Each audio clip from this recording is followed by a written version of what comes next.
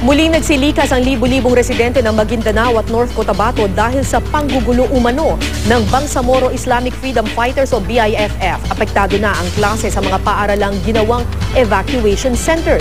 Mula sa North Cotabato, may news to go live si Ian Cruz. Ian.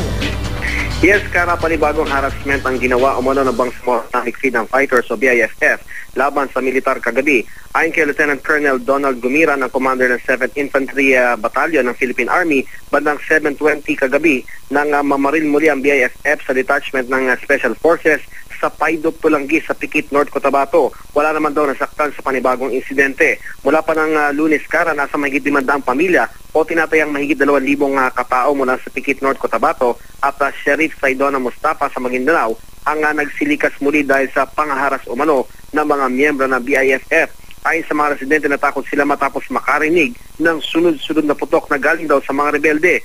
Gumanti rin ng putok ang mga sundalo, kaya naman sa takot ng mga residente na maipit sa bakbakan sa pagitan ng militar at BIFF ay lumikas pa sila tungo sa Dato Bitol Mangansakan Elementary at High School. At kahapon nga, Kara, hindi nagkapag-klase ang mahigit 1,000 estudyante roon. Pero ngayon, Kara, ayon sa kanilang principal na si Aida Mangansakan, nakapagkaklase na raw ang mga bata. Pinalabas muna ng classroom mga evacuees, pero sa hapon ay pwede nang bumalik ang mga evacuees tungo sa mga classroom. Ayon naman kay Lieutenant Colonel Gumiran, planong makarating ng mga rebelde sa Cotabato Davao National Highway para magsagawa ng road blockade, pero hindi raw ito hahayaan ng militar nung Lunes ay nangharas din naman ang BIFF sa bayan naman ng Midsayap. Ayon kay Lieutenant Colonel Roberto Hewitt, ang commander ng 40th Infantry Battalion ng Philippine Army, ayon sa intel report ay isang rebelde na nasawi sa Balike, habang dalawa naman sa tampat sa nasabing harassment incident. Itong weekend, Kara, ay matinding bakbakan ang naganap sa pagitan ng tropa ng gobyerno at BIFF sa boundary ng Pikit at Alyusan, North Cotabato, kung saan nasa 2 sundalong sugatan at hindi bababa umano sa 10 rebelde ang nasawi. Yan muna ang latest mula rito sa North Cotabato. Balik sa iyo, Kara. Yes, Ian, kumusta na ang sitwasyon ngayon dyan? Bakit nagsisibalikan na yung mga residente sa kanilang mga tahanan? Ibig sabihin ba tahimik na yung insidente, yung kalagayan dyan ngayon?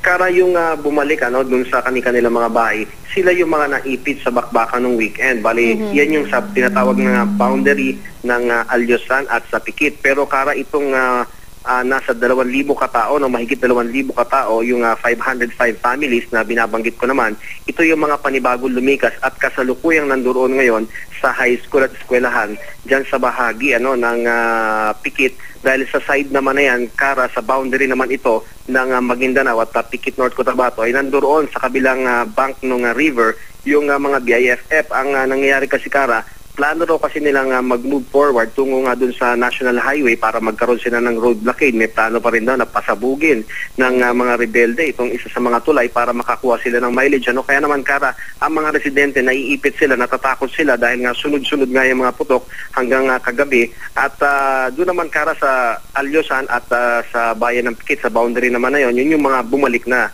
Pero itong panibagong insidente sa side naman ng Maguindanao at ng Pikit, sila yung hindi talaga makabalik at natatakot nga yung mga residente, Kara, na kung babalik daw sila ay may mga banta kasi Kara, may intel report na anytime may maaari na namang magpaputok itong mga miyembro ng BIFF, kaya na hindi sila makabalik doon sa kanilang mga bahay, Kara.